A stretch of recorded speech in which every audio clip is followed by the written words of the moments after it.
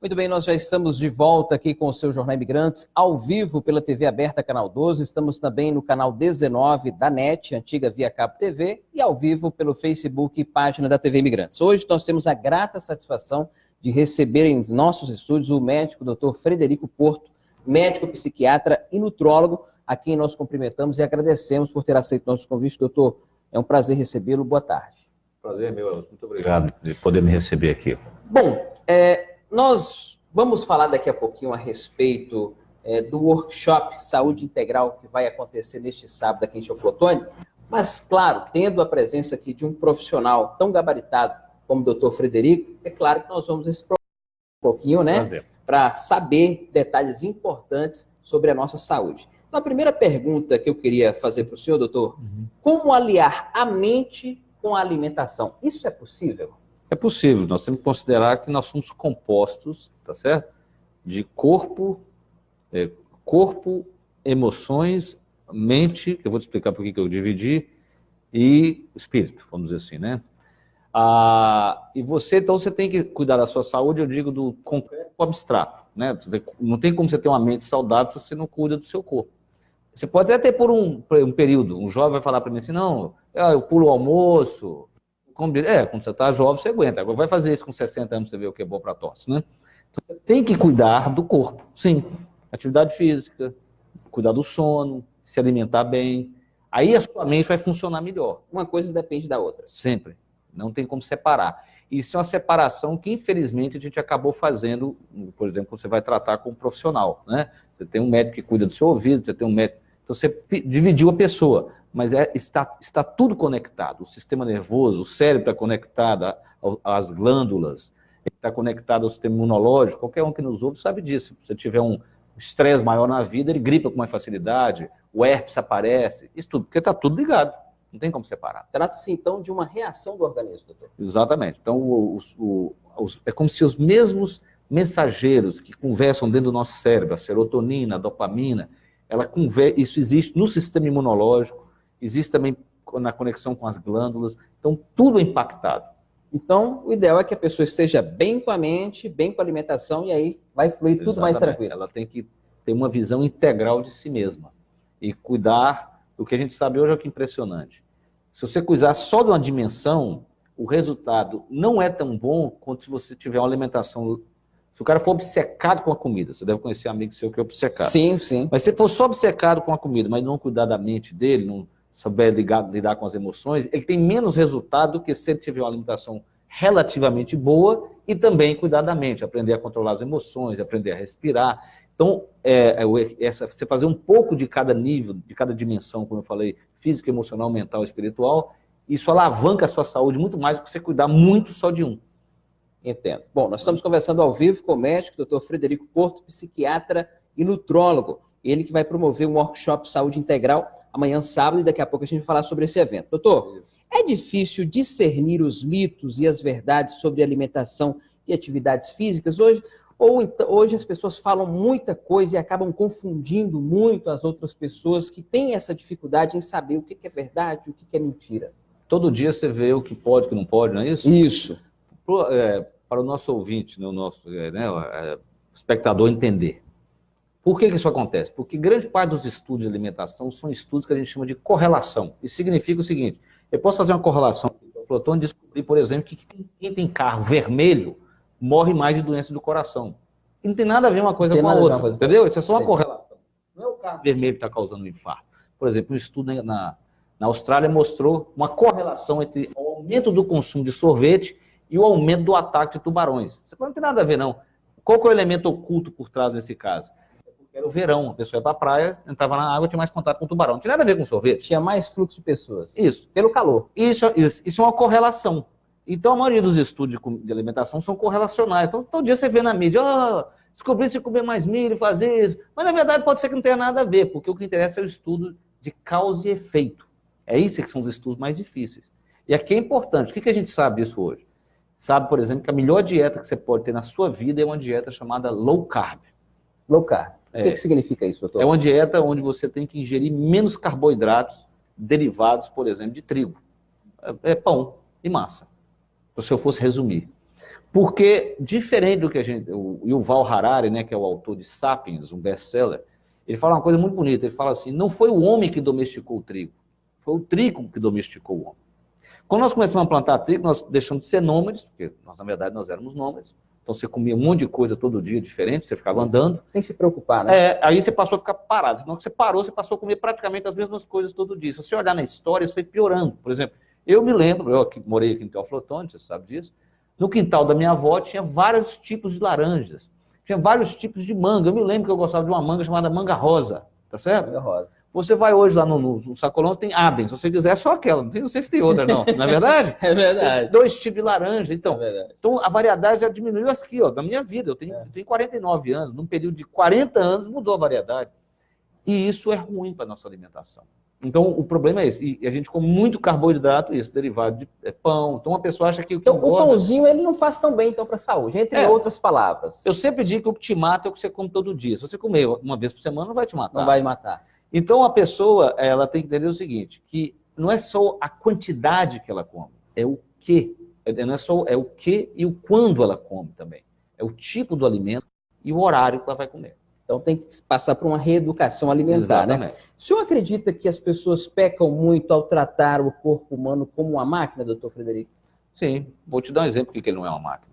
Se você pegar uma máquina, é igual o carro, não é isso? Isso. Você quer ver? Você vai num profissional e ele fala assim, Elvis, é muito fácil para você emagrecer. Você só tem que diminuir a ingestão de calorias, não é isso? E aumentar o consumo, o gasto. Olha que bonito, Elvis. Então você acha que se você aumentar o gasto, você começar a fazer uma ginástica hoje, você vai ter mais fome ou menos fome? Mais. Mais fome. Então, essas variáveis, elas estão juntas, e não tem como separar. Você está entendendo? Esse é o exemplo. Eles querem tratar o corpo humano como se fosse uma máquina. Ele não é uma máquina, ele é mais sofisticado, ele se adapta àquilo que eu falei. Se eu comer um pão branco, um pão integral, qual que é a diferença? O pão integral tem fibra, ele é absorvido devagar. Ele tem um índice glicêmico mais baixo. Quanto mais devagar um alimento é absorvido, tendo a mesma caloria, um pão branco, um pão integral, mesma caloria, o pão integral, você secreta menos insulina, você engorda menos com ele. Isso é porque nós somos um sistema vivo, nós não somos uma máquina. O nosso corpo reage ao alimento, não só à caloria dele. Olha que interessante, muito bacana. Doutor Frederico Porto, médico, psiquiatra e nutrólogo ao vivo aqui no Jornal Imigrantes, sobre os hábitos saudáveis, doutor, o que as pessoas precisam saber de forma bem básica para poder ter uma boa qualidade de vida? Então, primeiro vamos começar do corpo. 3 coisas, né? Alimentação, atividade física e sono. Então, alimentação é aquilo que eu falei, diminuir a quantidade de carboidratos simples, açúcar, pão. E eu brinco, comer o que sua avó comia. Menos alimento industrializado. Você tem que descascar mais e desembalar menos. Você tem que descascar mais. Diante do alimento, você pergunta assim, minha avó comia isso? Não. Então, já é um ponto contra aquele alimento. A vovó não comia coisa, chips, ela não comia essas coisas. Então, a alimentação, eu daria essas 2 dicas. No sono, o sono tem que ser sagrado. Quantas horas, no mínimo, por dia? 96% das pessoas precisam dormir 8 horas. Eu sei que você não dorme, eu também não durmo, não é isso? Então, mas você tem que dormir o que você dorme menos, de maneira de altíssima qualidade. Ter um bom sono. Dormir no escuro. Evitar luz, muita luz, antes de ir para a cama. Porque o problema é que o celular, a TV, tem muita luz azul na lâmpada de LED. É verdade. E você fica desperto. Então você tem que fazer uma penumbra digital para ir para a cama. E aí, a atividade física, todo mundo sabe que você tem que se movimentar. Uma pessoa que fica 5 horas sentada por dia, para a expectativa de vida dela, é igual ela fumar 25 cigarros. É mesmo? É. Então, Ainda bem que sedentarismo é levante. Ainda bem que você levanta entre uma entrevista e outra, não é isso? O sedentarismo, então, realmente é bastante prejudicial à saúde, né, doutor? No nível emocional, né, que nós vamos falar, que é parte do curso, né, que nós vamos ensinar as pessoas como identificar o estado emocional que elas estão. Isso parece simples, mas nem sempre é, porque nós não somos educados a diferenciar as emoções e como você pode controlar a duração de uma emoção. É isso que nós temos que aprender, perceber a emoção e conseguir controlar a duração. Pois é, falando nisso, doutor, o humor, né, ele pode, de alguma forma, interferir na alimentação ou uma coisa não tem nada a ver com a outra? Pode, evidente. Por exemplo, se você é um camarada que come de maneira errada, fica muitas horas sem comer, eu digo assim, você pode até fazer um jejum intermitente. Você amanhece e não come carboidrato.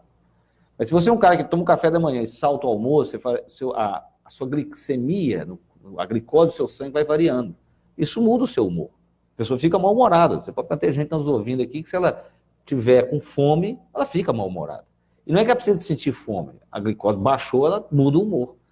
Então tem pessoas muito sensíveis à variação. E se acontecer o contrário? Estou com fome, aí passo alguma raiva, fico de mau humor. A fome vai embora. Pode acontecer isso? Pode. O humor pode alterar aquela vontade de comer? Claro, porque quando você fica ansioso, com raiva, o seu corpo mobiliza suas reservas de glicose para você lutar. Não é isso? Quando você ficava com raiva lá na savana africana, é para lutar contra um bicho perigoso. Então o que ele faz? Ele puxa, joga a glicose no seu sangue. Aí a fome passa. Mas cada vez que você faz isso, você secreta insulina. Então, na verdade, você produz gordura no corpo, porque você não vai gastar aquele tanto de energia, você concorda? Você não vai brigar com ninguém aqui fisicamente. Você vai ter um problema mental, psíquico, você tem um problema a resolver, né, alguma gravação que não foi feita. Depois você resolveu o que é tanto de energia que jogou no seu sangue para você consumiu 10%, então ele tem que devolver aqueles 90% de volta para a célula. Aí ele manda e forma gordura. Então, entre outras palavras, o senhor me corrige se eu estiver errado, se a pessoa viver sempre estressado, mal-humorado, ele tende a engordar. Vai engordar só por causa disso, vamos dizer Boa assim. dica, viu, gente? Por isso que é bom conversar com um especialista. Doutor Frederico Porto, qual que é o fator preponderante para que as pessoas ganhem peso? Ou trata-se de uma série de fatores, depende muito de um organismo para outro organismo? Aquilo que eu falei, eu acho que a pessoa tem que analisar três coisas. O quanto que ela come, pode ser que ela coma muito, é verdade. O que ela come muito carboidrato, né? A gente come muito mais carboidrato do que comíamos antes, e refinados, né? Pão refinado, farinha, massas, né? Feitas de trigo refinado, e isso engorda muito, doce, né? E o horário que você come, porque a gente sabe hoje, se você pegar, você tem que comer 1.500 calorias por dia. Se você começar a comer 8 horas da manhã e for até 8 horas da noite, você comeu 12 horas, se você pegar essas mesmas 1.500 calorias e comer de meio-dia às 8, você emagrece. Você entende? É só o número de horas. Entendi. Se amanheceu, você deixa para tomar a sua primeira alimentação, seu almoço. Isso não é um problema hoje. Eu fui treinado para dizer que, assim, que você tinha que tomar café como um rei, almoçar como um príncipe e jantar como um plebeu. Entendi. A janta, ela pode ser prejudicial. Isso não é mais verdade. A gente sabe não é mais verdade? Você não precisa tomar café como um rei. Muito pelo contrário. É verdade, o alimento, você tinha que fazer assim, você pode tomar um café, um alimento assim, 5 horas da tarde, mais reforçado, a sua última refeição deveria ser mais leve, sim. Porque por volta das 19, 20 horas, o seu pâncreas, que é onde produz a insulina, ele praticamente desliga. Então aquilo que você come à noite demora muito mais horas para ser digerido. E dependendo do alimento, pode demorar mais ainda. Então você paga o preço. Que demora um pouco mais para ser digerido. Por exemplo, uma carne demora mais tempo do que se você tomar uma sopinha, que já está lá tudo moidinho, entendeu? Entendo. Que ele tem que digerir a carne, dá muito mais trabalho. Então, assim, esses cuidados com a noite é assim. Então, provavelmente, a noite é um horário que a gente deveria comer coisas mais leves. Bom, comer à noite e dormir logo em seguida. Na época da minha avó, ela sempre falava, não pode comer e dormir porque faz mal, vai morrer, vai ter problema. Sua avó estava certa. Isso traz algum dano à saúde? A sua avó, por exemplo, ela podia até cochilar depois do almoço, que não é um grande problema. Ali não, mas à noite, porque... Não é que é o problema, porque o seu pâncreas já está mais preguiçoso, já está chegando a hora de desligar, vamos dizer. E quando você vai dormir, você desliga mais ainda. Sim. Então, os processos ficam lentos. Então, aquele sangue que deveria ir para o seu cérebro, então ele está lá na barriga fazendo digestão. Participação ao vivo do médico, Dr. Frederico Porto, médico psiquiatra e nutrólogo. Doutor, quando nós anunciamos essa semana que o senhor estaria aqui, algumas pessoas assimilaram e até questionaram, mas doutor Frederico, qual que é a ligação do doutor Frederico Porto com o teoflotone? Em rápidas palavras, qual que é a ligação, qual que é a importância de teoflotone na vida do senhor? Primeiro que eu me sinto teoflotonense, né? Você sabe disso quando você encontra com alguém, você fala, você é de lá? É verdade. Então eu morei em Teoflotone dos meus 10 aos 16 anos, né? Eu sou neto do Geraldo Porto, né? Meu avô era um fazendeiro aqui, e então a minha mãe, que é daqui, né? A família da minha mãe, e eu morei em Teoflotone nesse período, e morei em Teoflotone quando eu tinha 6 anos de idade, estudei aqui no Vovô Júlio.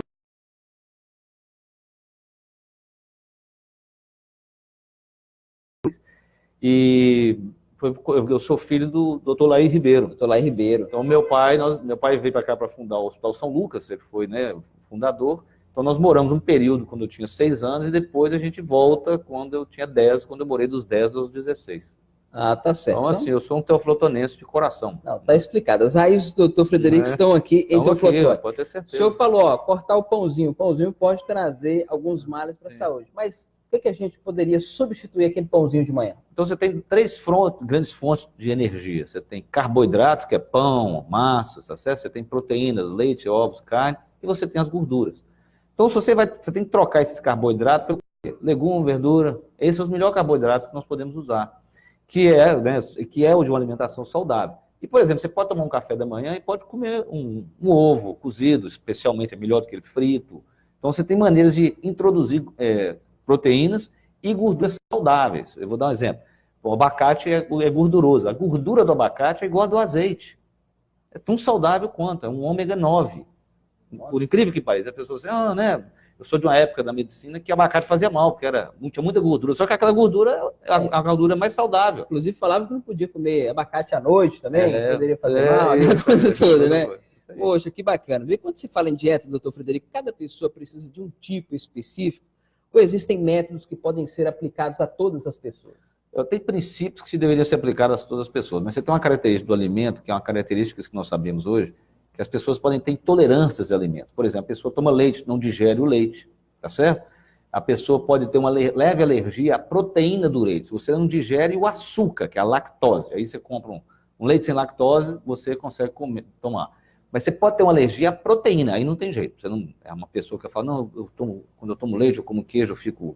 É porque você tem a caseína, a proteína do leite. Essa pessoa, por exemplo, se ela comer um leite, um queijo ou leite de búfala, ela já não sente isso. Entendi. Então, isso que eu estou falando. Então, tem características individuais. Você tem exames para descobrir, às vezes são exames muito caros, ou a pessoa vai testando na vida dela. Ela tira um alimento por 30 dias e observa. Tira outro por 30 dias e observa.